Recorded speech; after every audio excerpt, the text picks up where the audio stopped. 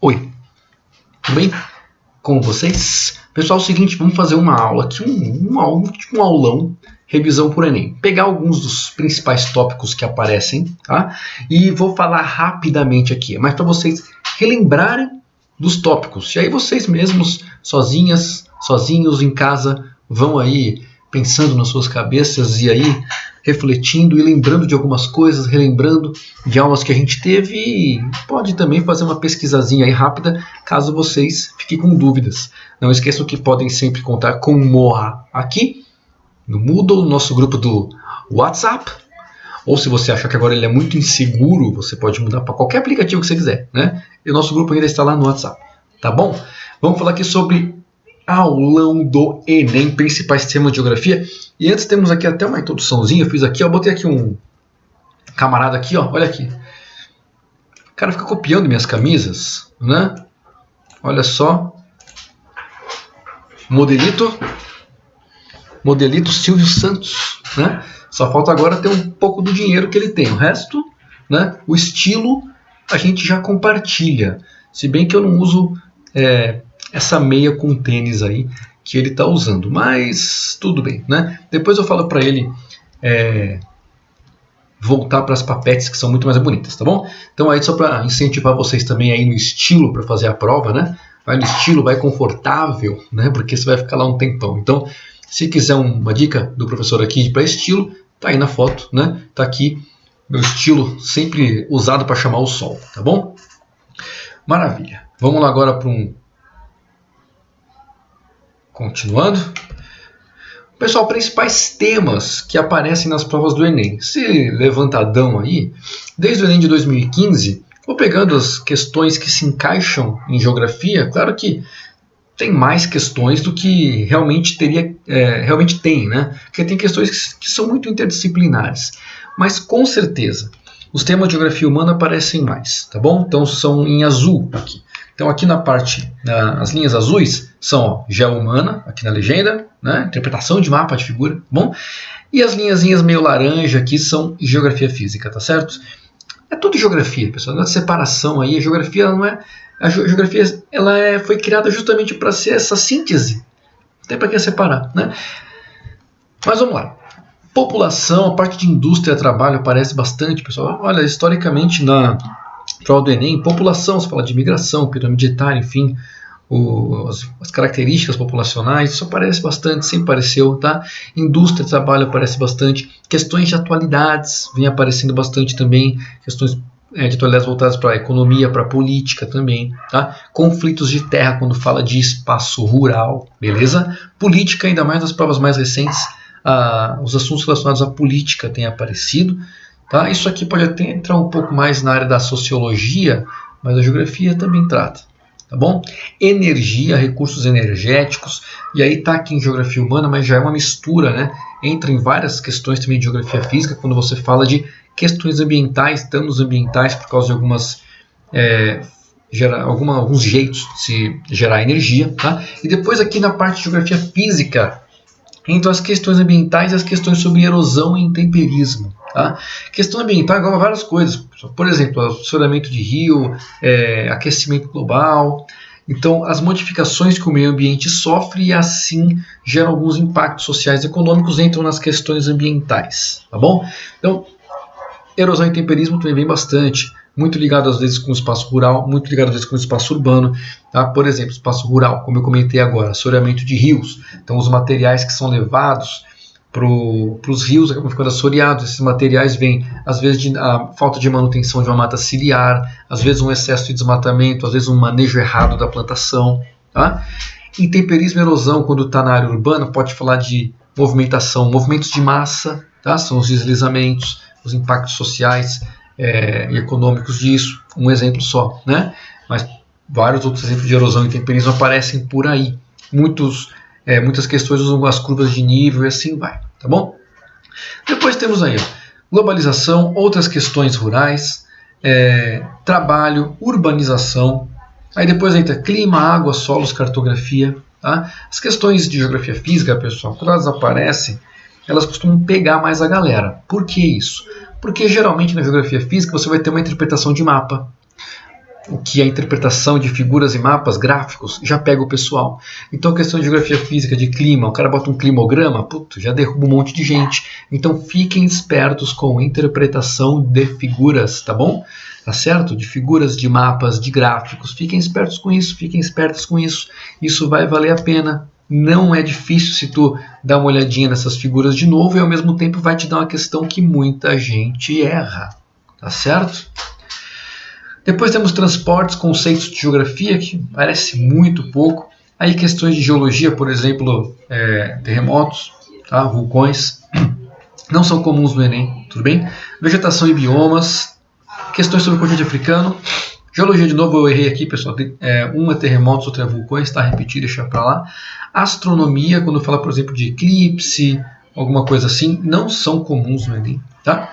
E aqui questões sobre Índia/China, tá? Essas questões de Índia/China, elas estão se tornando cada vez mais comuns, tanto é que nas últimas edições eu até tirei eu até não devia ter botado aqui, porque dentro da política eu inseri essa parte de geopolítica e contei as questões de China e Índia lá, tá bom? Blocos econômicos, tudo isso. Então entra nessa parte aqui de política, tudo bem? Política, economia e atualidades, até para juntar aqui também depois. Tá certo? Então esses são os principais temas cobrados no Enemzão de geografia desde a mudança do Enem, tá? Se não me engano foi 2012, né? Até aqui, tá certo? Vamos lá então. Maravilha, aqui um recado do meu brother também, ó. Olá, amigos! Iniciamos agora a série Ensinamentos Práticos para a Vida Diária. O cara se veste bem também. O cara se veste bem. Também dividimos esse gosto, esse estilo têxtil, né? Único. Vamos lá, começamos já com uma questão aí, tudo bem? Uma questãozinha do Enem mostrando uma figura. Escrito aqui, ó, no quadrinho: não há vagas. E o tiozinho engaixando o sapato de um robô. E aqui do lado vários robôs andando na rua, né? Vamos lá. Considerando-se a dinâmica entre tecnologia e organização do trabalho, a representação contida no cartoon é caracterizada pelo pessimismo em relação a quê? Então qual que é o pessimismo nesse desenho do cara aí? A ideia do progresso, a concentração do capital, a noção de sustentabilidade, a organização dos sindicatos ou a obsolescência dos equipamentos. Qual que é o pessimismo em relação a quê? Em relação ao progresso, né? Quando fala de tecnologia, a gente falou bastante de globalização, modernização dos meios de transporte e comunicação. Então, modificação da indústria, né? Quando a gente falou das revoluções industriais, a modificação do espaço. Então, uma visão pessimista da ideia do progresso. Temos aí essa figurinha mostrando os robôs dominando tudo, né? Tipo Exterminador do Futuro, né? Hasta la vista, baby. Assim vai. Pessoal, vamos começar falando um pouquinho das indústrias. Primeira coisa, o que é indústria? Qualquer atividade econômica, tá? Relacionada à transformação de materiais com o uso de algum tipo de máquina, surgiu a partir da primeira Revolução Industrial, lá no século XVIII, na Europa, depois se espalhou pelo mundo. Tudo bem? Maravilha. Qual que é o peso das indústrias no PIB do Brasil? O Brasil ele não é um país muito industrializado, pelo contrário, industrialização tardia em relação aos outros países e ainda hoje a industrialização pouco desenvolvida quando comparada, claro, com os países mais industrializados do mundo. A gente não chega nem perto deles. Para países emergentes, o Brasil está bem posicionado quando a gente fala de indústrias. Porém, para comparação com o resto do mundo, nosso país não é muito industrializado. Então a gente tem aqui a participação da indústria no PIB do Brasil. Ela chegou num pico aí de mais ou menos quase 18%, perto de 2004. Depois a participação dela no PIB vai caindo. Até 2016 chega aí próximo de 10%. Tá bom? O que ocupa mais o PIB do Brasil? São os setores de serviço. O setor terciário é a maior parte do PIB brasileiro. Tá certo? E aí você tem a indústria, o resto que sobra você tem a indústria e o setor primário, tá bom? Quando a gente fala de exportação, se você falar só de exportação, aí sim, o que é mais exportado pelo Brasil, produtos do setor primário, tá? De exportação, de participação no PIB, a maior participação é serviços. E a indústria chega com um patamar aí perto de 10% da participação no PIB brasileiro, tá certo? Vamos lá então. Pessoal, relembrando rapidinho a espacialização dessas indústrias. O que a indústria tem a ver com a nossa aula de geografia? Tá? A gente não fala da indústria específica. Tipo, a indústria de Danoninho faz não sei o que. Saúde, desculpa. Não falo da indústria específica, né? Mas sim a implicação espacial dessas indústrias. Então tem essa figura que eu gosto bastante, que é a espacialização das empresas no Brasil. Tá? Tem total relação com o número de indústrias também. Repara como elas se concentram em alguns locais. Então a gente tem concentração muito grande de empresas na região sudeste, principalmente em São Paulo, também. Depois na região sul, depois na região do litoral do Nordeste. Tá? Então são as 3 regiões do Brasil que vão concentrar mais empresas e indústrias. Sudeste, Sul, litoral do Nordeste. Lembra disso? Lembra por que isso ocorre? Vamos lá. Densidade demográfica. Indústrias vão atrás de mão de obra e de mercado consumidor. Onde você tem mais população concentrada, é melhor para a instalação das indústrias. Então repara que, lembra, né, que essas 2 informações elas são totalmente complementares, tá certo? Infraestrutura, tanto rodovias quanto ferrovias. A gente vê aí nas principais áreas de concentração de ferrovias e rodovias, coincide também com as principais áreas de concentração de empresas e indústrias do Brasil. Elas precisam de infraestrutura para a matéria-prima chegar até elas e para elas escoarem os produtos, tanto para os centros urbanos quanto para os portos, isso ir embora para a exportação, tá bom? Então, infraestrutura vai dizer sobre a espacialização das indústrias no país, rodoviária, ferroviária. Matérias-primas, principalmente recursos minerais. Olha aí onde estão concentrados. Aqui em Minas Gerais a gente tem uma exploração grande, né? Na região norte também, tanto é que a gente tem essa ferrovia aqui, ó, a Estrada de Ferro dos Carajás, que vai levar esse ferro aqui para o porto no Maranhão, e daqui vai para Ásia, Europa e América do Norte. O Brasil é um dos maiores, quando não o maior, exportador de ferro do planeta, tá bom? A gente não exporta só agronegócio, a gente exporta também minérios, e eles saem muito da região norte do Brasil ou da região sudeste, tá bom?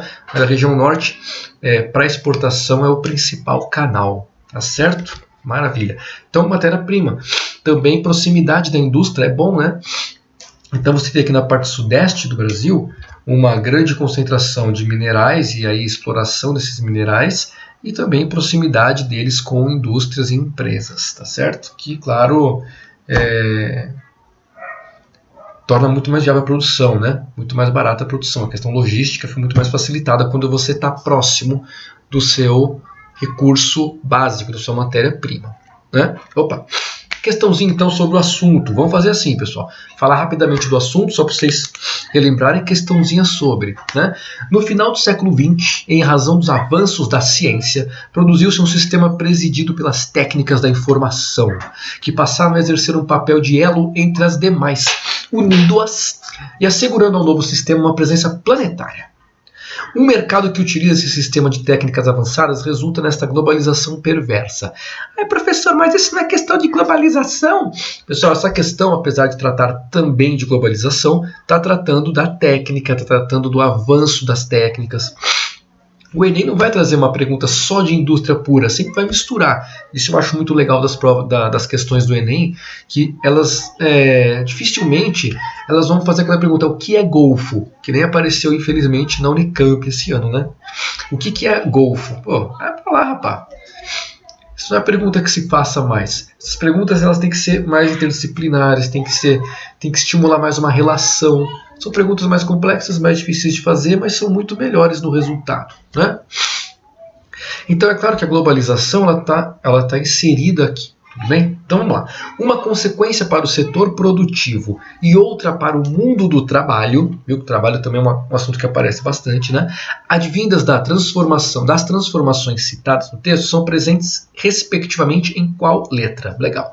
Respectivamente quer dizer que primeiro é uma consequência do setor produtivo e depois uma consequência para o mundo do trabalho.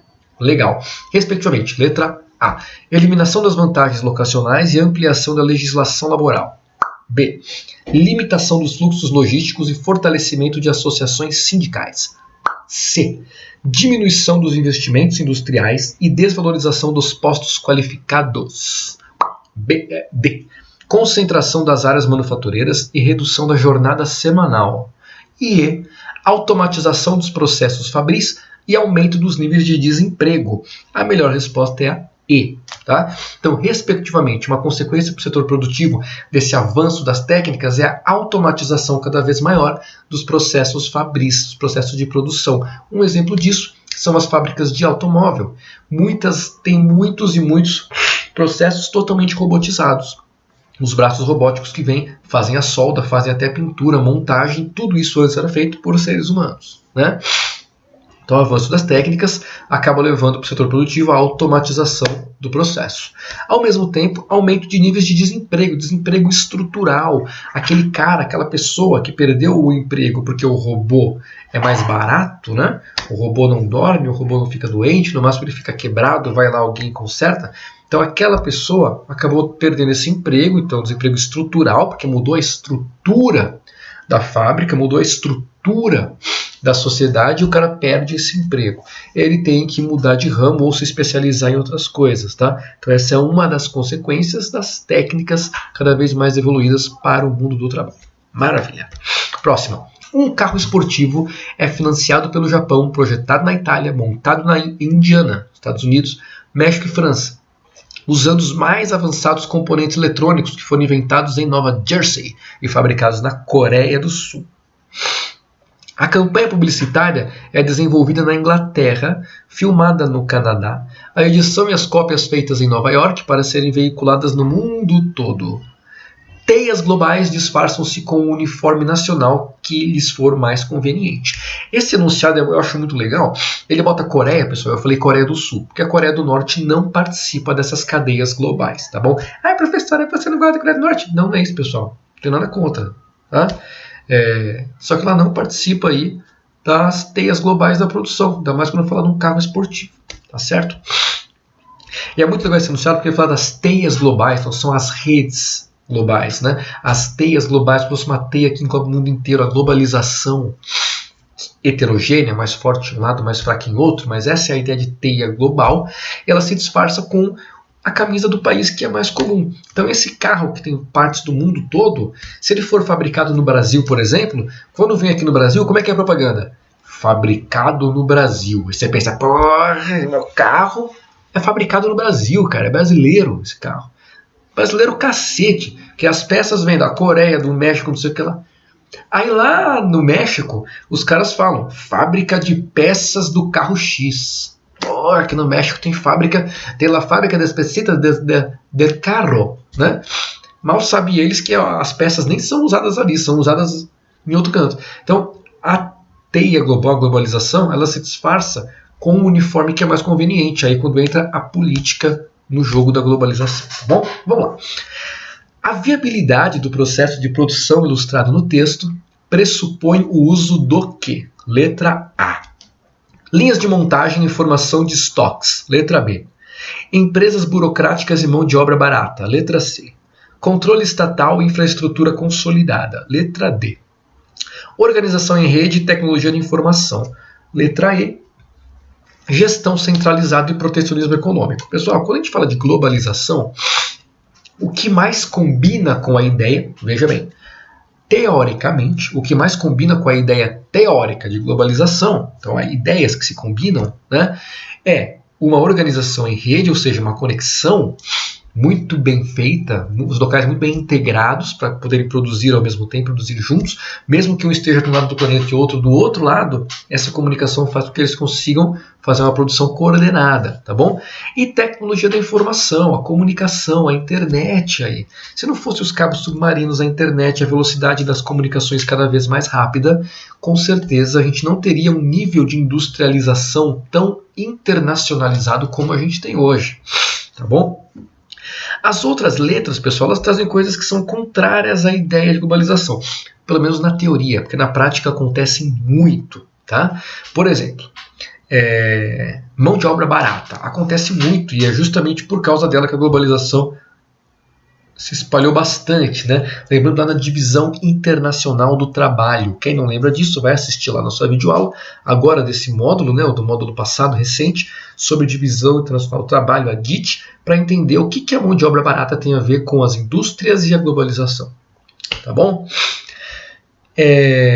Protecionismo econômico, caramba, é outra coisa que teoricamente não combinaria com globalização, mas na prática acontece muito. Falamos sobre a Organização Mundial do Comércio, o que é o protecionismo, inclusive um dos entraves aí do Acordo União Europeia-Mercosul, tá? Ele acontece bastante mesmo com a globalização, mesmo com esse carro esportivo sendo feito em vários lugares. O protecionismo ainda existe, mas teoricamente ele não deveria existir. Então isso é uma prova de que várias teorias nunca funcionaram, né? Na prática sempre existe uma ou outra ajustezinho aí que é feito por causa de políticas locais, interesses individuais e assim vai, tá bom? Maravilha. Próxima. A introdução de novas tecnologias desencadeou uma série de efeitos sociais que afetaram os trabalhadores e sua organização. O uso de novas tecnologias trouxe a diminuição do trabalho necessário, que se traduz na economia líquida de tempo de trabalho. Uma vez que, com a presença da automação, microeletrônica, começou a ocorrer a diminuição dos coletivos operários e uma mudança na organização dos processos de trabalho. Legal, né? A utilização de novas tecnologias tem causado inúmeras alterações no mundo do trabalho. Essas mudanças são observadas em um modelo de produção caracterizado pelo quê? Letra A. Pelo uso intensivo do trabalho manual para desenvolver produtos autênticos e personalizados. Com certeza não. Letra B. Pelo ingresso tardio das mulheres no mercado de trabalho no setor industrial. Letra C. Pela participação ativa das empresas e dos próprios trabalhadores no processo de qualificação laboral. Letra D. Pelo aumento da oferta de vagas para trabalhadores especializados em funções repetitivas. E letra E. Pela manutenção de estoques de larga escala em função da alta produtividade. E a melhor resposta é a C. Né? Participação ativa das empresas e dos próprios trabalhadores no processo de qualificação laboral. Então, quanto mais você introduz novas tecnologias, você vai necessitar de uma qualificação das pessoas para trabalhar com as tecnologias novas. Então, se você bota o robô no lugar do cara, com certeza uma parte desses caras vai sair, deixar de ser o produtor da linha e o trabalhador da linha de produção e vai passar a consertar esse robô. Então, requalificando, tá? Qualificando o pessoal. Se antes você tinha máquina de escrever, depois você tem a máquina de escrever elétrica, depois você tem o computador. O que vai vir depois? Não sei. Mas quando vier alguma coisa nova, vai ter que ter um treinamento para a galera. Antes, a aula era presencial, agora a aula é à distância. Como é que foi isso? Uma bagunça. A gente teve que aprender, a gente teve que se virar para sozinho, todo mundo, cada um aprender a mexer com YouTube, não sei o que, essas coisas todas. Então, essa participação das empresas, que deveria ser maior, né, e dos próprios trabalhadores para se qualificar. Tá bom? Isso que as novas tecnologias têm causado de alteração no mundo do trabalho. É uma das alterações, né? Tem várias outras, por exemplo, o desemprego, que tratamos lá na frente. Opa!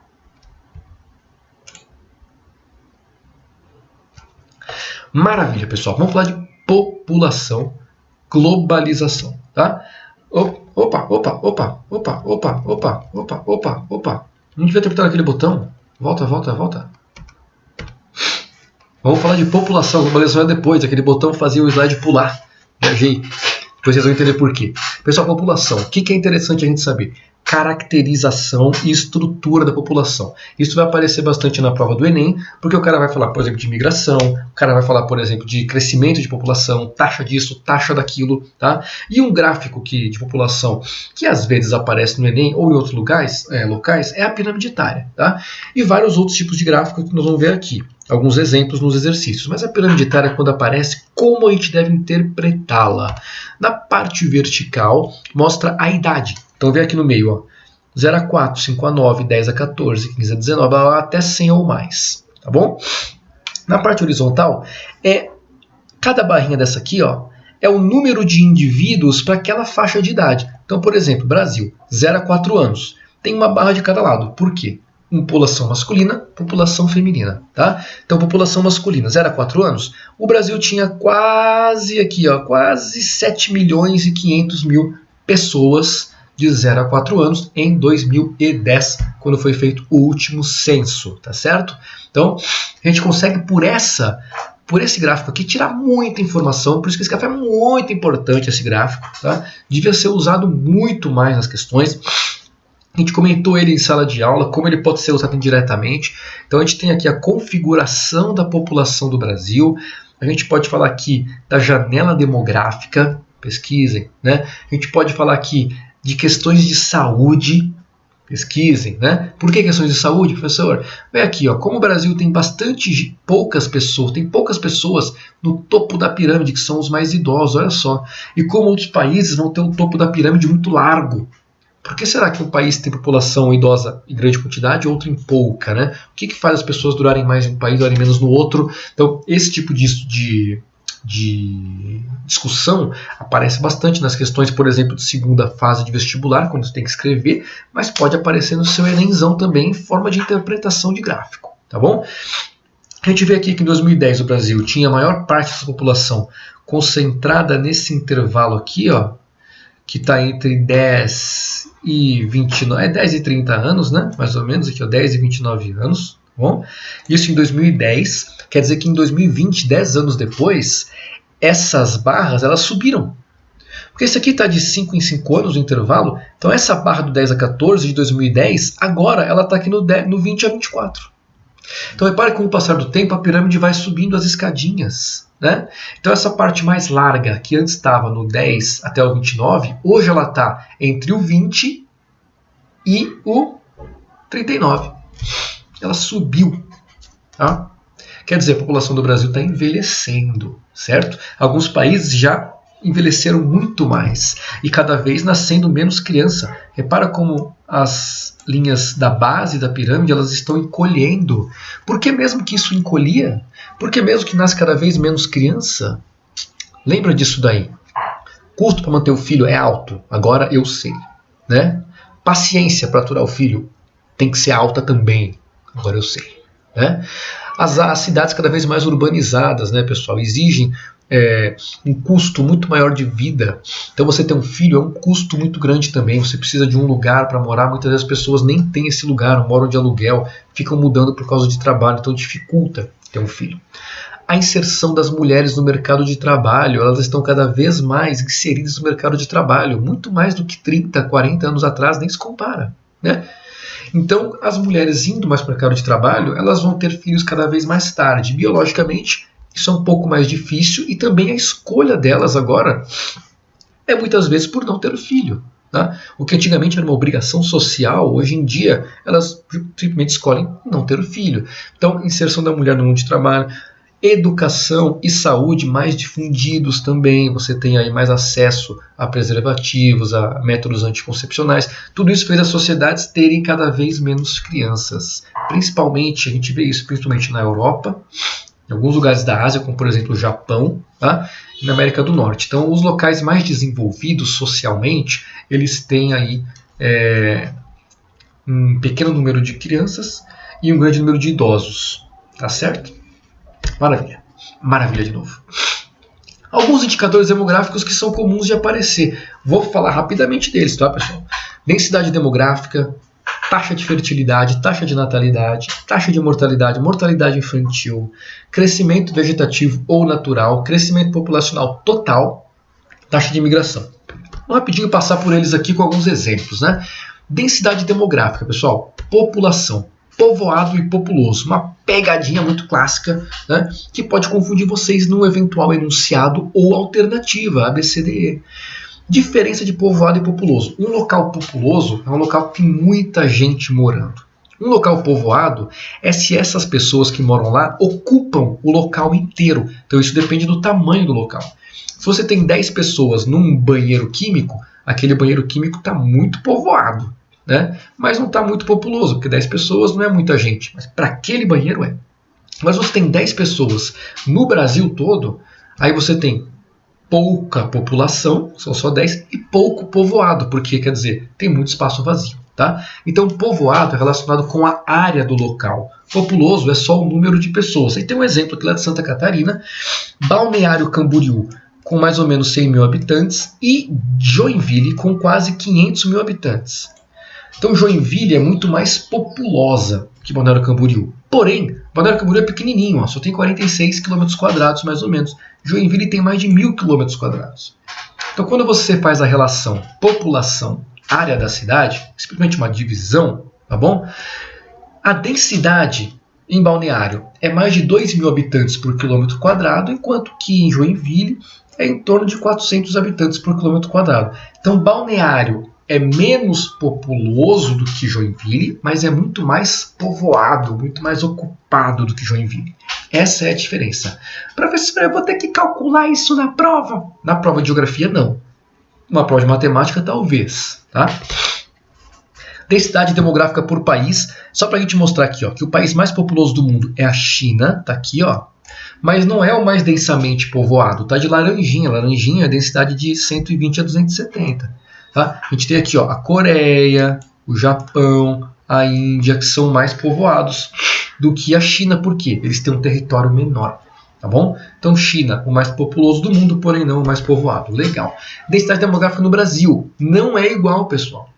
A gente vê aqui nesse mapa aqui, ó, o Brasil todo amarelo. Ah, que bonitinho, eu adoro amarelo. É legal. Então aqui, ó, uma média de densidade demográfica no Brasil de 15 a 45 pessoas por quilômetro quadrado. Quando tu pega isso por cidade, por município, a gente vê que a concentração de população no Brasil, ela é muito maior no Sudeste, certo? Um pouquinho aqui no Sul e no litoral do Nordeste. Beleza? São as principais áreas de densidade demográfica no Brasil. Maravilha. Relembrando aí, crescimento natural e populacional, qual a diferença? O crescimento vegetativo ou natural, pessoal, só leva em conta coisas naturais. Mortes e nascimentos. Bebezinho, né? Só você pegar quantas pessoas morreram, quantas nasceram, ver a diferença. Esse é o crescimento natural ou vegetativo. Nasceram 15, morreram 10. Você tem crescimento positivo de mais 5. É fácil assim. O que complica? É a taxa de imigração, as coisas não naturais. Os caras podem pegar vocês aí, ó, na pegadinha da diferença de emigrante e imigrante. E aqui a gente relembra daquela dica idiota do professor, né? Lembra que pense que você está no seu quarto, momento de meditação solitário, solitária, não trancou a porta e de repente sua mãe abre. Tá. Júnior, vem comer. Legal, você que está na sua meditação, você fala E, minha mãe entrou, você fala I, minha mãe entrou. Você fala I, minha mãe entrou. Então o I é quando as pessoas entram em algum território e o E é quando ela cai fora. Tá bom? Mãe saiu, E, mãe entrou, I. Tá? Então emigrante é o cara que foi embora, imigrante é o cara que entra. Todo mundo que migra é os dois. Porque você sai de algum lugar para ir para outro. Você simplesmente não brota em um canto, né? Eu saí de Curitiba e vim para Jundiaí. Então eu fui um emigrante em Curitiba e sou um imigrante em Jundiaí. Portanto, eu sou um migrante. Tá certo? Por que isso pode complicar a tua cabecinha? Porque o cara pode dar uma tabela, que nem já aconteceu em algumas provas, com os números, né? Nasceram tantos, morreram tantos, emigraram tantos, imigraram tantos. População no final cresceu, diminuiu, se manteve estável. Na FUVEST ou na Unicamp desse ano agora, prova 2021, teve uma questão assim, com gráficos, né? Exatamente assim. Davam 4 gráficos, um natalidade, um mortalidade, um emigração, um imigração, e pediram você escolher no A, B, C, D e E, se a população tinha crescido, diminuído ou tinha ficado estável ou outras coisas. Então é muito importante você saber que o emigrante está saindo, que o imigrante está entrando, caso tu precise fazer algum tipo de relação de crescimento populacional. Beleza? Aqui tem um exemplo, vamos lá. Taxa de fecundidade total no Brasil. Taxa de fecundidade, pessoal, é filhos por mulher. Tá? É diferente da natalidade, que é quantas pessoas nascem para cada 1.000 galeras na população. Quantas nasceram? Ah, nasceram 15. Legal. Cada 1.000 nascem 15 pessoas. A fecundidade não.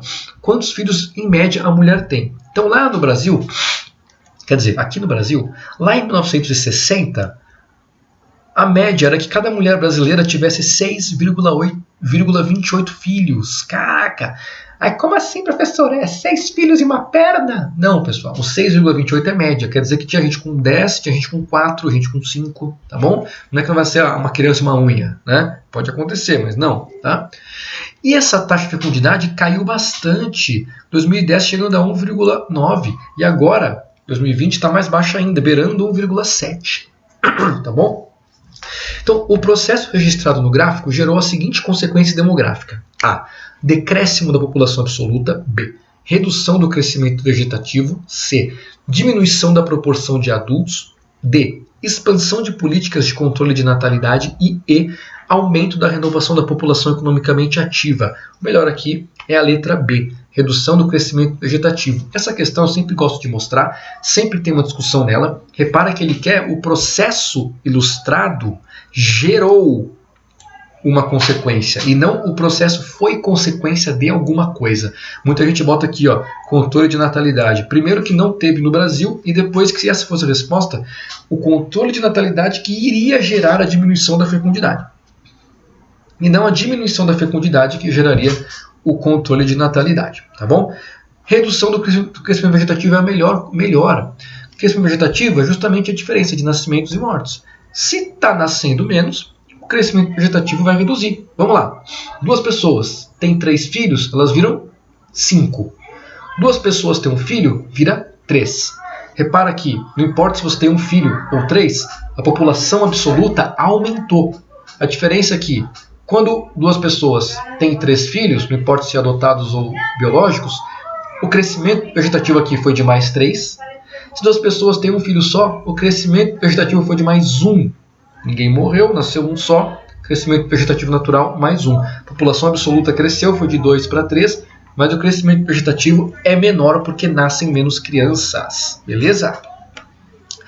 A estrada de ferro noroeste do Brasil, que começa a ser construída apenas em 1905, foi criada, ao contrário das outras grandes ferrovias paulistas, para ser uma ferrovia de penetração, buscando novas áreas para agricultura e povoamento. Legal.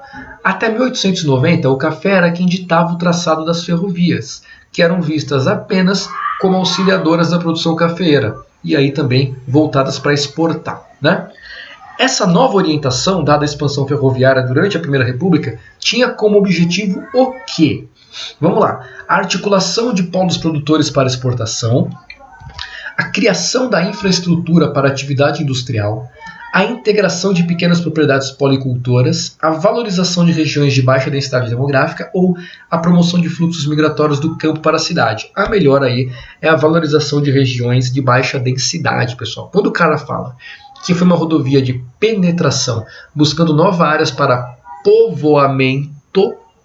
Então as nossas ferrovias elas eram voltadas para os portos, para o litoral, para o exterior, para exportar. Uma ferrovia de penetração para o interior do nosso território, de qualquer território, uma ferrovia para o povoamento. Então você vai valorizar as regiões pouco povoadas, portanto as que têm baixa densidade demográfica. Maravilha, questão legal. Essa aqui não é do Enem, mas está aí. Observe atentamente as pirâmides etárias da população brasileira que se encontram a seguir. Legal. Então aqui a gente tem uma pirâmide de 1970, uma de 2000. Letra A. A primeira pirâmide populacional é típica de um país em desenvolvimento. A maioria da população é jovem. Já a segunda aponta para um país subdesenvolvido, onde as altas taxas de mortalidade infantil fazem com que a população mais jovem encolha. B. As melhores condições de vida no campo geraram um aumento de expectativa de vida da população, mas não tiveram impacto sobre as elevadas taxas de natalidade, que mantém ainda o país como predominantemente jovem. C. As pirâmides mostram que o Brasil, ao longo dos 30 anos que se passaram, aí de 70 a 2000, né, efetuou a chamada transição demográfica, apresentando o envelhecimento de sua população. D. Devido ao elevado número de jovens do país, as alterações ocorridas na distribuição etária da população brasileira ao longo desses 30 anos não provocaram impacto algum na economia. E letra E. Não existem alterações substanciais na distribuição da população brasileira, já que a taxa de natalidade se manteve constante ao longo do período. Vamos ver. Qual é a melhor resposta aqui, pessoal? Claro que é a C, né? As pirâmides mostram que o Brasil, ao longo desses 30 anos, efetuou a chamada transição demográfica. Essa palavrinha faz com que essa questão esteja aqui. Pessoal, a transição demográfica, ela costuma aparecer nas questões de população, é justamente essa mudança da estrutura da população. No caso, a gente vê no Brasil aí dos anos 70 até o ano 2000, como já mudou um pouco, né? Aumentou a quantidade das pessoas com mais de 70 anos e engrossou mais a pirâmide entre os 10 e os 19 anos, no ano 2000. Lembrando que 2010 já foi até o 29, né? Lembra lá, 10 anos depois, né? E a taxa de natalidade deu uma pequena encolhida, tá bom? A taxa de natalidade, o número de crianças nascendo, ele vai encolhendo ao longo do tempo, tá certo? Então, essa chamada transição é essa mudança, esse envelhecimento. E aí, pessoal, isso traz aqui, ó, cadê aqui? Ó, alguma questão falava da economia. Mudanças na economia, com certeza. O Brasil foi discutindo a partir já dos anos 2000, teve o quê? Se não me engano, 2 ou 3 mudanças nas regras de aposentadoria, tá? Diferentes governos, não importou o partido, pessoal, podia ser o partido do PT, Lula, Dilma, ou depois, quando virou o Temer do PMDB, ou agora o Bolsonaro, que não tem partido nenhum, né? Todas eles fizeram reforma. O Temer eu acho que não fez, mas a Dilma eu lembro que fez, agora o Bolsonaro também fez. Então, esses governos, não foram eles que fizeram, os governos eles fizeram mudanças nas aposentadorias, justamente porque vai aumentando o número de pessoas idosas, você tem que adequar as regras à nova população. Então, sim, tem impactos econômicos, com certeza. Os países europeus são muito presentes nessa realidade aí. É legal, pesquise sobre isso, envelhecimento da população, tá certo? E aí, a globalização, tá? Só para lembrar aqui, só passar esse slide rápido, né? O que era a globalização, que é um assunto bastante cobrado indiretamente, por isso que aquele botão lá, ó, quando aperta aqui nesse botão, volta para aquela questão que a gente já fez, né? Que era aquela questão que falava da introdução de novas tecnologias, tal, não sei o que. Então, e aí apertando aqui, eu volto para o slide de globalização. Eu tinha apertado na hora errada, né? Então, lembrar, pessoal, globalização é justamente essa conexão econômica, cultural, social e do que mais você quiser falar entre os países do mundo. Lembrar que a globalização ela não é homogênea, ela é heterogênea. Alguns locais estão muito mais inseridos nela e outros muito excluídos, tá bom? A maior parte do planeta é população urbana. A maior parte da população do Brasil é população urbana também. E muito, muito importante, pessoal, a urbanização no mundo e no Brasil aumentou muito por êxodo rural, palavrinha que aparece às vezes, que é a galera saindo do espaço rural e indo para o espaço urbano por diversos motivos, tá? Dei uma pesquisadinha. Industrialização, que acontece principalmente no espaço urbano, então atrai mão de obra. E infraestrutura, educação, saúde, infraestrutura da própria cidade. Isso também acaba atraindo populações para as áreas urbanas, tá certo? Continuando aqui, então, vamos lá. Na imagem, é ressaltado, em tom mais escuro, um grupo de países que na atualidade possuem características político-econômicas comuns, no sentido do que: a. Adotarem o liberalismo político na dinâmica de seus setores públicos. B. Constituírem modelos de ações decisórias vinculadas à social-democracia. C. Instituírem fóruns de discussão sobre intercâmbio multilateral de economias emergentes. D. Promoverem a integração representativa dos diversos povos integrantes de seus territórios. E letra E. Apresentarem uma frente de desalinhamento político aos polos dominantes do sistema mundo. E a letra C é a melhor. Aqui são os BRICS, que estão em destaque. A gente falou de globalização, essa questão tem para a gente lembrar dos blocos econômicos, pessoal. Temos uma aula lá só sobre União Europeia, Mercosul, o ex-NAFTA, a relação Estados Unidos, México, Canadá agora, tá? Então, deem uma olhadinha nos blocos econômicos, ainda mais com a questão do Brexit, muito atual, isso pode aparecer na prova, tá certo? Então aqui os BRICS, que não são um bloco econômico, tá? Mas são países que se juntaram aí meio que artificialmente até, para gerar vários fóruns de discussões. Eles têm até um banco aí para incentivar construção, melhorias, né, em seus territórios. Então fazem parte aqui as iniciais, né, BRICS: Brasil, Rússia, o I de Índia, o C de China e o S de África do Sul em inglês, tá bom? South Africa. Legal. A humanidade conhece atualmente um fenômeno espacial novo. Pela primeira vez na história humana, a população urbana ultrapassa a rural no mundo. Todavia, a urbanização é diferenciada entre os continentes. Legal. A população urbana, pessoal, se tornou maior do que a rural agora no século XXI. Tá bom?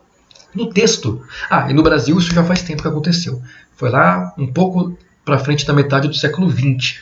Isso já aconteceu no Brasil, tá? No mundo foi só no século XXI, tá bom? No texto, faz referência a um processo espacial de escala mundial, um indicador das diferenças sociais. Um indicador das diferenças continentais nesse processo espacial está presente em quê? Orientação política de governos locais, composição religiosa de povos originais, tamanho desigual dos espaços ocupados, distribuição etária dos habitantes do território ou o grau de modernização das atividades econômicas é justamente esse aí, tá? Então o processo espacial de toda a galera se tornar mais urbana que o rural, né? Um indicador dessas diferenças entre os continentes é justamente o grau de modernização das atividades econômicas. Alguns continentes muito mais modernizados, já eram urbanos antes, outros continentes que foram se desenvolvendo com o tempo se tornaram urbanos um pouco depois. Mas agora, mais da metade da população mundial urbana. Beleza? Legal. Outra questão falando aí de urbanização. Tem um mapa, e aí que tem Belo Horizonte no meio do mapa e várias setinhas em direção a Belo Horizonte. Tá? E algumas cidades aqui, ó. Ribeirão das Neves, Santa Luzia e Ibirité em destaque. Tá bom? Maravilha. O fluxo migratório representado está associado ao processo do quê? Letra A. Fuga de áreas degradadas. Letra B. Inversão da hierarquia urbana. Letra C. Busca por amenidades ambientais. Letra D. Conurbação entre municípios. Letra E. Desconcentração dos investimentos produtivos. É a letra B. Pessoal, aqui essa questão está justamente por falar dessas terminologias de urbanização. Tá bom? Primeira coisa, eu quero falar de migração. Muitas vezes as cidades que são uma do lado da outra são conurbadas, ou seja, as áreas urbanas delas se encostam. Você não sabe se tu está em Jundiaí ou Várzea, por exemplo, né? Elas são encostadas uma na outra. Você atravessa uma rua, você chega numa cidade, atravessa a outra, está aqui. Porque Jundiaí e Várzea não é tão assim, né? Mas Santos, São Vicente, por exemplo, aqui no litoral de São Paulo, é bem assim. Você atravessou uma rua, está em São Vicente, voltou, está em Santos. O ABC paulista, a cidade de São Paulo e a região metropolitana também é assim. Você atravessa uma rua, você está num lugar, você volta, você está em outra cidade, tá? Isso gera a migração pendular. Lembra que é a migração de curta duração. Vai pesquisar um pouquinho sobre ela. O cara vai trabalhar numa cidade e dorme na outra. Tem bastante aqui isso na nossa região de Jundiaí. Gente que mora aqui em Jundiaí. Desculpa. Saúde. Mora em Jundiaí e trabalha em São Paulo, por exemplo, né? Ou mora em Jundiaí e trabalha em Itupeva, e enfim, tá? Então essa é a migração de curta duração, curta distância, migração pendular. E outra coisa que ele fala aqui, hierarquia urbana. As cidades têm uma hierarquia, né? Metrópole nacional, metrópole regional, tal. Então aqui não é inversão, porque está todo mundo se concentrando para a maior metrópole, para a maior cidade da região metropolitana, que no caso é Belo Horizonte. Então não se inverte. E não é desconcentração da produção, pelo contrário, é concentração. Se fosse desconcentração, as setas iam de umas cidades para as outras, tal, cada um, né, bem bagunçadas. No caso, não. Tudo se concentra numa cidade só, que é Belo Horizonte. Próxima. A urbanização brasileira, no início da segunda metade do século XX, promoveu uma radical alteração das cidades. Ruas foram alargadas, túneis e viadutos foram construídos. O bonde foi a primeira vítima fatal. Né? O destino do sistema ferroviário não foi muito diferente, infelizmente.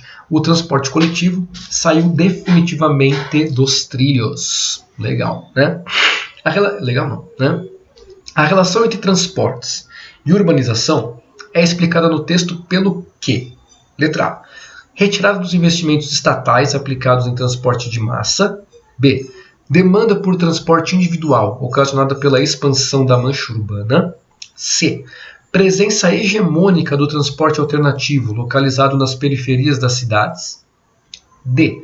Aglomeração do espaço urbano metropolitano, impedindo a construção do transporte metroviário. Ou E. Predominância do transporte rodoviário associado à penetração das multinacionais automobilísticas. Essa é a melhor resposta, tá? Então ele fala da queda do transporte ferroviário e o aumento da urbanização. E isso no Brasil, pessoal, veio muito acompanhado da expansão do transporte rodoviário, principalmente impulsionado aí pela entrada das multinacionais produtoras de automóveis, Volkswagen, por exemplo, Ford, enfim, né? Por mais que agora a Ford tenha saído fora, ela, por um momento, ficou aqui, né? Então, a entrada dessas empresas impulsionou o crescimento do transporte rodoviário e tirou de linha o transporte ferroviário. Uma manobra política aí, economicamente burra, né?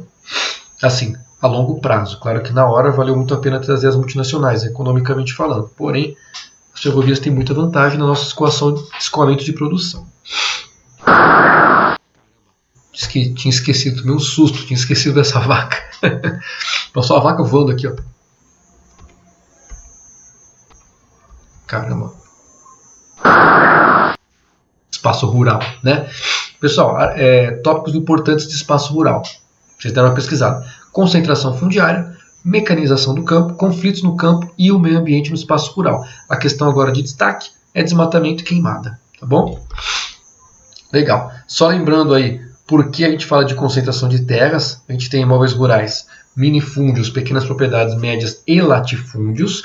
Essa concentração de terras é muito falada, justamente porque você tem aqui no Brasil, 2010, latifúndios, grandes propriedades, você tem um número de 130 mil, né?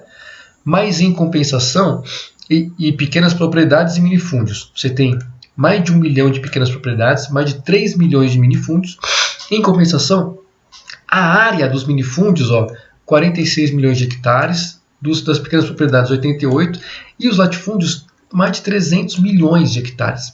Então você tem uma área muito grande para poucos proprietários. Então você tem uma área aí praticamente 3 vezes maior do que a área das pequenas propriedades, mas com mais ou menos 10 vezes menos proprietários. Então isso que é a concentração de terra. Muita terra nas mãos de menos pessoas. Tá bom? Esse é um grande problema no nosso espaço rural do Brasil e é um grande causador de conflitos, certo?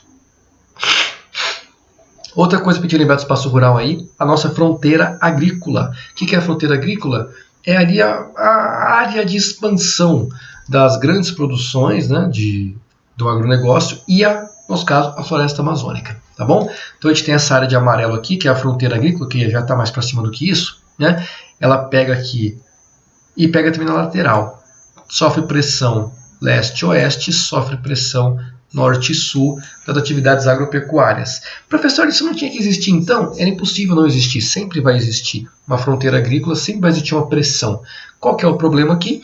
A grande concentração de terra, e muitas vezes terras improdutivas, faz com que, se essas terras improdutivas fossem revertidas a terras produtivas, essa pressão não iria ser tão grande quanto ela é para cima da floresta, das reservas florestais, das terras indígenas. A pressão seria muito menor caso a concentração de terras fosse menor também, porque você ia ter uma maior produtividade, e aí a pressão diminui em cima da expansão, beleza?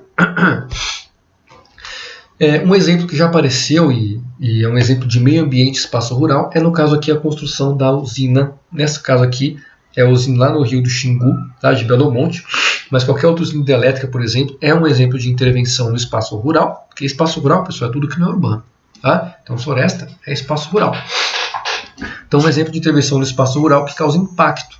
No caso, uma hidrelétrica, pode usar de exemplo uma atividade de mineração. Tá? Não que elas não devam ocorrer, mas para elas ocorrerem tem que ser em um local adequado e com muito planejamento. Belo Monte acabou impactando bastante numa terra indígena que tinha ali nas proximidades, e isso gerou um baita de um conflito ali naquela área. Tá? Então, geração de conflitos por administração do espaço rural. E uma questão clássica do Enem, interpretação de mapa sobre conflitos no espaço rural. Vamos lá. Os mapas representam distintos padrões de distribuição de processos socioespaciais. Nesse sentido, a menor incidência de disputas territoriais envolvendo povos indígenas se explica pelo quê? Então, a menor incidência de disputas territoriais de povos indígenas, ela está nessa parte do mapa aqui, ó. É aqui onde tem a menor incidência de disputa territorial. A maior parte das pancadarias envolvendo os indígenas está aqui na região centro-oeste e norte. O que explica então essa pequena quantidade, não pequena, mas a menor quantidade nessa região do Brasil? Analisando os dois mapas, sobrepondo os dois mapas, com certeza o que explica melhor isso é a concentração da urbanização. Então você tem aqui, ó, a população do Brasil, concentração, a urbanização muito maior nessa área, faz com que existam menos indígenas nessa área, portanto, menos conflitos com eles. Beleza? Próximo. O processo de concentração fundiária caminha junto à industrialização da agropecuária com predomínio de capitais. Logo, número 1.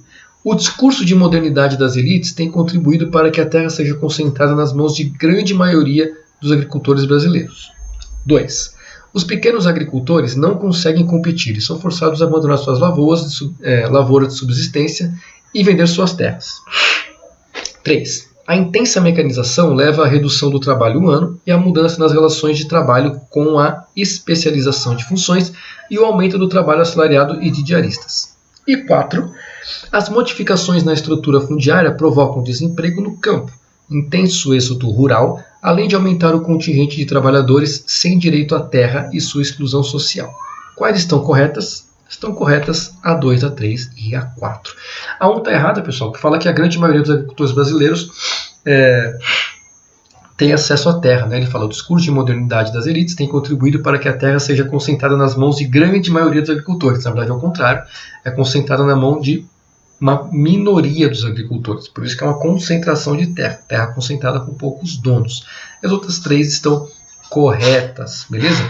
Muitas vezes pequenos agricultores mesmo, por sofrerem pressão, tanto das vizinhanças de grandes propriedades, quanto não conseguirem financiamentos fáceis, não terem tantas facilidades, são obrigados a vender a terra e mudar. Tá? Acontece muito isso. Na 3, a mecanização, sim, leva à redução do trabalho humano, com certeza. Um tratorzão, uma colheitadeira, ela acaba substituindo vários trabalhadores humanos na lavoura. E a 4, a modificação na estrutura fundiária provoca o desemprego no campo. O que é a estrutura fundiária?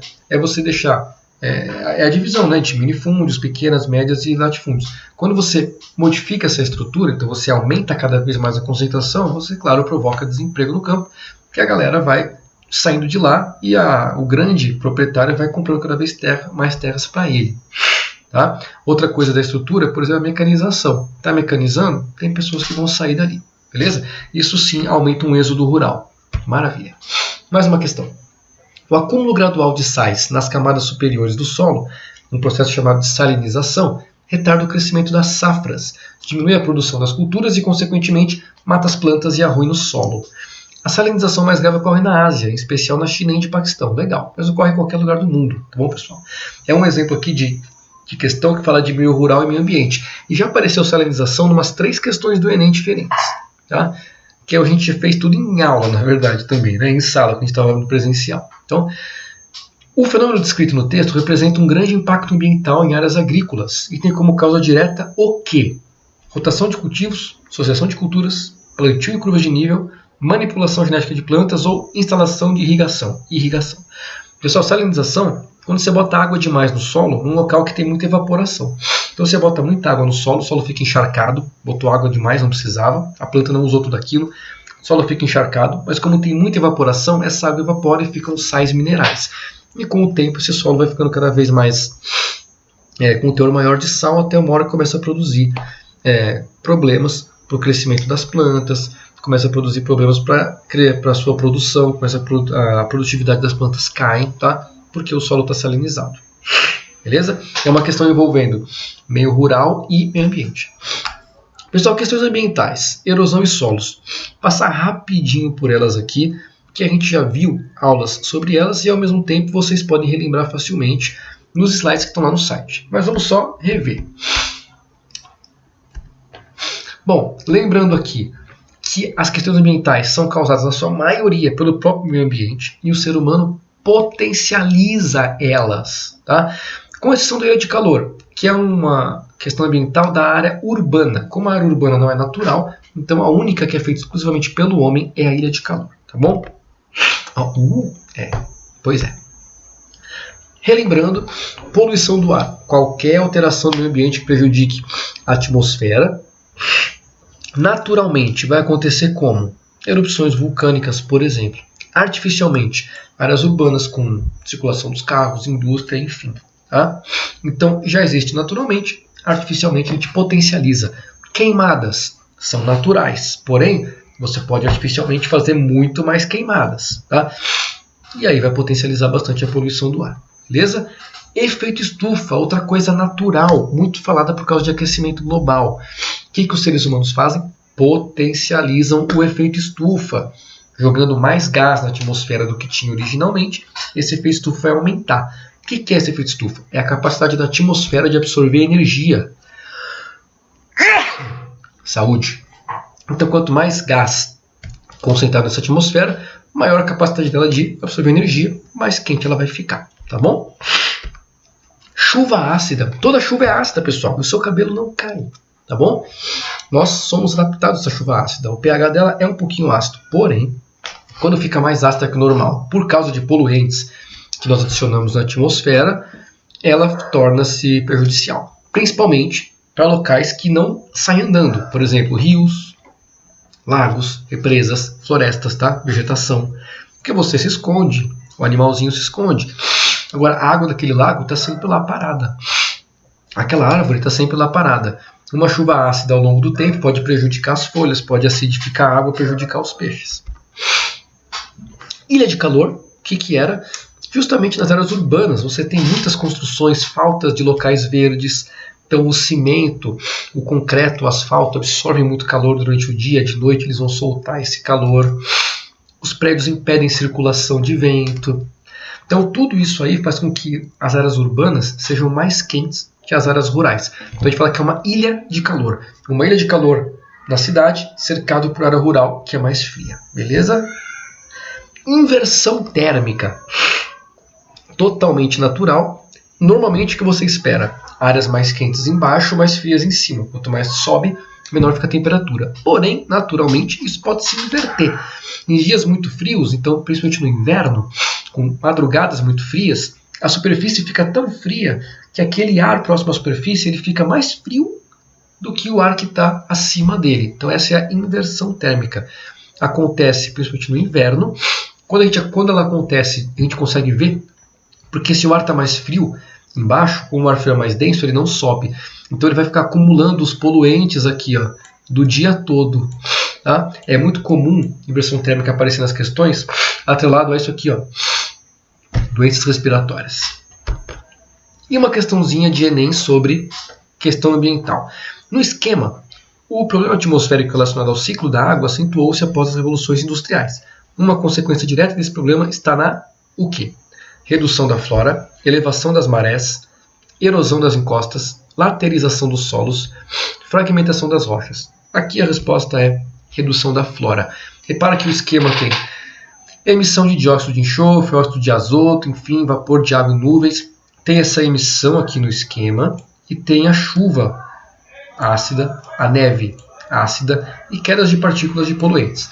E aí tem aqui um destaque para danos na vegetação. Então, por isso, redução da flora. Beleza? A maior parte dos veículos de transporte atualmente é movida por motores a combustão que utilizam derivados de petróleo. Por causa disso, esse setor é o maior consumidor de petróleo do mundo, com altas taxas de crescimento ao longo do tempo. Enquanto outros setores têm obtido bons resultados na redução do consumo, os transportes tendem a concentrar ainda mais e mais o uso dos derivados do óleo. Legal. Legal não, mas é legal não. Tá. Um impacto ambiental da tecnologia mais empregada pelo setor de transportes e uma medida para promover a redução do seu uso estão indicados em qual letra, respectivamente? Vamos lá. Letra A. Aumento da poluição sonora e construção de barreiras acústicas. B. Incidência da chuva ácida e estatização da indústria automobilística. C. Derretimento das calotas polares e incentivo aos transportes de massa. D. Propagação de doenças respiratórias e distribuição de medicamentos gratuitos. E elevação das temperaturas médias e criminalização da emissão do gás carbônico. A melhor resposta aqui, pessoal, já que ele quer um impacto ambiental e uma medida para promover a redução do seu uso, respectivamente, o melhor é letra C. Então, o impacto seria o aquecimento global e o derretimento, consequente derretimento das calotas polares. E uma medida para reduzir isso seria o incentivo aos transportes de massa. Beleza? Ilha de calor é o exemplo mais marcante da modificação das condições iniciais do clima pelo processo da urbanização, caracterizado pela modificação do solo e pelo calor antropogênico, ou seja, gerado pelo ser humano, esse antropogênico, né? O qual inclui todas as atividades humanas inerentes à sua vida na cidade. Legal. O texto exemplifica uma importante alteração socioambiental comum aos centros urbanos. a maximização desse fenômeno ocorre, vamos lá, como? Pela reconstrução de leitos originais dos cursos de água antes canalizados? Claro que não, né? B. Pela recomposição de áreas verdes nas áreas centrais dos centros urbanos? Claro que não. Se fosse isso, você iria diminuindo as ilhas de calor, né? Letra C. Pelo uso de materiais com alta capacidade de reflexão nos topos dos edifícios? Não. D. Pelo processo de impermeabilização do solo nas áreas centrais. E E. Pela construção de vias expressas e gerenciamento do tráfego terrestre. Melhor a letra D. O processo de impermeabilização do solo, com asfalto, concreto e tal, faz com que essa água não consiga penetrar no solo também, escoa para outros lugares, e esses locais impermeáveis eles absorvem muita energia, tá?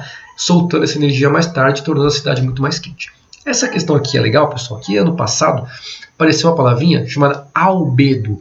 O albedo é o quanto que aquele local reflete. Então, um local com um albedo muito alto, ele reflete muita radiação.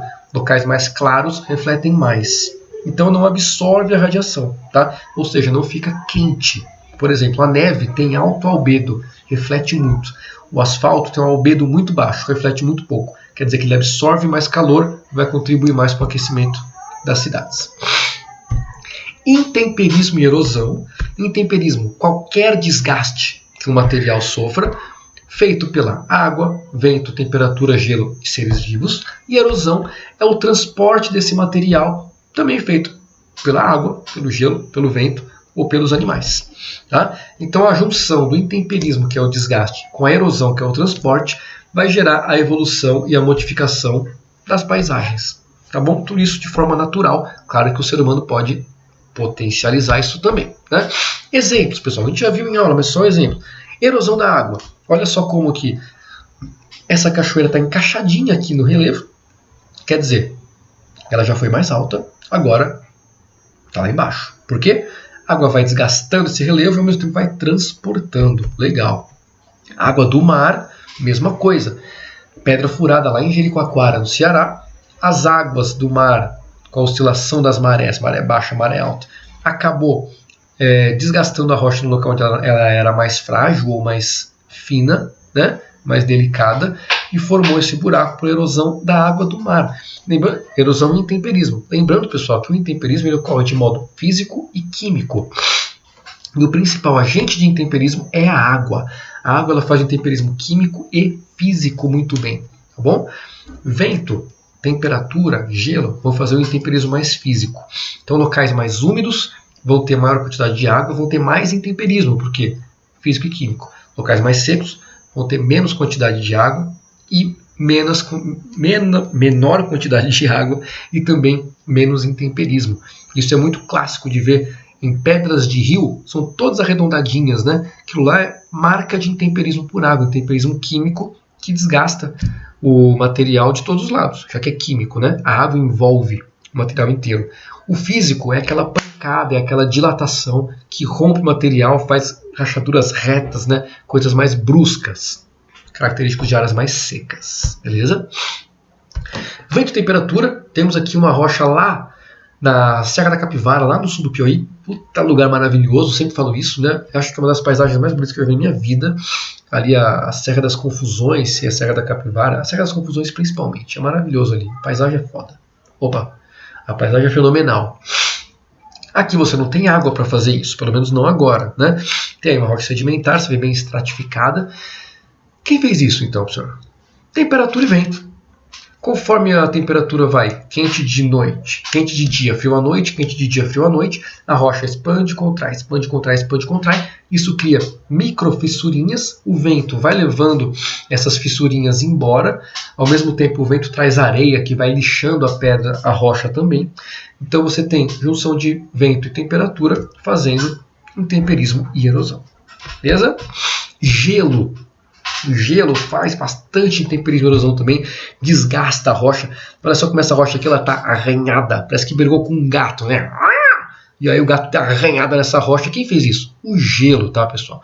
Então o peso das geleiras descendo as montanhas, as geleiras descem uma quantidade de centímetros, não sei se chega a metros por ano, que as geleiras descem as montanhas e vão raspando essa montanha, desgastando ela, intemperizando a rocha da montanha, ao mesmo tempo transportando esse material para a base do relevo. Beleza? E erosão, seres vivos. Tem uma foto que eu gosto muito que eu tirei lá no Piauí, que é justamente essa rocha sedimentar mais frágil e o galho da árvore crescendo, e quando o vento balançava aqui, o galho da árvore ele fazia esse caminho, né? E aí cavou aqui a rocha, tá? A pontinha do galho vem até aqui embaixo, ó. Tem uma pontinha branca aqui, ó, vem até aqui embaixo. Então isso vai desgastando a rocha, muito legal. É um exemplo de erosão, associação vento, seres vivos, né? Mas também animais fazem isso, fazem erosão também, tá bom? E intemperismo. É a questão muito legal do Enem sobre isso, tá, pessoal? Sobre solos, né?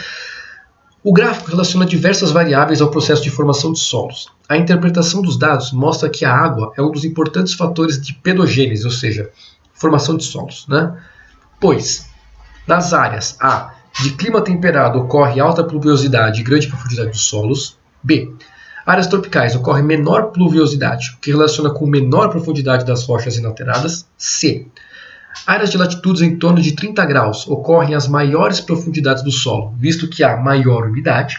D, áreas tropicais, a profundidade do solo é menor, o que evidencia menor intemperismo químico da água sobre as rochas. E E, áreas de menor latitude ocorrem as maiores precipitações, assim como a maior profundidade dos solos. É isso aí. Esse gráfico é muito legal, pessoal. Ele tem aqui, ó, rocha inalterada, nessa cor aqui, e aí aqui, ó, são os solos. Tá? A rocha alterada. Não é nem o solo, é o regolito que chama, né? Que é toda a camada que não é a rocha firme. Tá? E olha só que legal. Ele tem aqui, ó, floresta tropical, savana, deserto, campos, zona de podolização, chegando muito frio, tá? E traz as linhas, linha cheia, evaporação, linha com 2 pontinhos, precipitação, e temperatura, linha tracejada. Repara, saúde. Repara como a precipitação é muito maior na floresta tropical, ou seja, nas baixas latitudes, próximas ao Equador, entre os trópicos. Precipitação muito maior, solo muito maior. Por quê? Maior quantidade de água, desgasta muito mais a rocha, transporta muito mais material, faz com que os solos fiquem muito mais espessos. Então a formação de solo, já que o solo é formado por intemperismo e erosão, quanto maior a quantidade de água, maior vai ser a sua formação do solo. Isso que esse gráfico mostra, é muito legal esse gráfico. Mais uma aqui. O esquema mostra depósitos em que aparecem fósseis de animais do período Jurássico. As rochas em que se encontram esses fósseis são o quê? Aí, uma questão de tipos de rocha, de geologia, né? Mais voltada para a geologia. Então são rochas magmáticas, letra A, magmáticas. Letra B, sedimentares. Letra C, magmáticas. Ave. Letra D, sedimentares. Letra E, metamórficas. Pessoal, olha só o começo das letras, porque ele já mostra aqui, ó, que é um esquema, primeiro com fósseis, depois que tem camadas, ó, a camada aqui, bem dividida. Ou seja, só pode ser rocha sedimentar. Então só pode ser letra B ou D. Vamos ver o resto. B, sedimentar, pois os restos podem ter sido soterrados e litificados com o restante dos sedimentos. Ou letra D, sedimentar, já que cada uma das camadas encontradas na figura simboliza um evento de erosão dessa área. É a letra B. Tá, pessoal? Cada camada é um evento de erosão? Não. A erosão forma cada grãozinho que está aqui nessa camada. A erosão é só o transporte dos grãos, do material, não importa o tamanho dele. O que vai gerar diferença nas camadas é a diferença da composição delas. Que aí você vê hoje por diferença de cor, de textura, de dureza. Tá? Então a camada é composta por vários eventos de erosão. A camada pode ser enorme e nem tudo isso veio de uma vez necessariamente. Tudo bem? Por isso a B é melhor. Essa outra aqui eu volto sempre também. Tem a figura aí mostrando as curvas de nível, né? E na imagem visualiza-se um método de cultivo e as transformações provocadas no espaço geográfico. O objetivo imediato dessa técnica é qual? Controlar a erosão, preservar nascentes, diminuir contaminação química, incentivar a produção transgênica ou implantar mecanização intensiva. Claro que controla a erosão. Você faz os degrauzinhos de escada e a água, em vez de descer rapidona pela encosta, ela vai descendo devagar por esses degraus, controla muito mais a erosão, a perda de solos, diminui o assoreamento, diminui o risco de deslizamentos. Tá? Inclusive a gente consegue fazer isso lá na caixa de areia, lá na Sandbox, a gente faz isso daí e mostra muito bem a diferença de um local com aplicação das curvas de nível e um local sem. Beleza? Pessoal, demorado? Foi. Espero que tenha ajudado. Tá? Muito boa sorte para vocês. Lembrem, vocês estão preparados. Eu falei isso. Vocês são preparadas e preparados. Tá? Quem se preparou, agora vai se dar bem. Vai com calma. Leva a sua garrafinha de água. Tá? Não esquece que tem que ser a garrafa transparente, tá certo? Leva a tua caneta, não esquece que tem que ser a caneta transparente, preta, transparente, pessoal, para não dar nenhum problema. Roupa confortável. Não esqueça de dar uma olhada em cartografia, não tinha aqui, não ia caber, tá? Escala, fuso horário, coordenadas, isso aparece pouco no Enem, mas dá uma olhadinha, tá bom? Relevo, não aparece muito no Enem também não, então dá uma olhadinha por cima. Clima, aparece bastante no Enem. Por que não está aqui? Porque ele entrou em questões ambientais, quando fala de aquecimento global com efeito estufa, fala de chuva ácida, tá? Então, dá uma olhadinha rápida em clima, principalmente naquelas introduções do clima, os fatores que influenciam no clima. Latitude, altitude, continentalidade, maritimidade, correntes marítimas. Tá certo, pessoal? Foi um prazer dar aula para vocês. Sempre é, tá bom? Um grande abraço. Qualquer coisa, procure no Moodle ou no nosso WhatsApp. Beleza? Para vocês, então, tchau.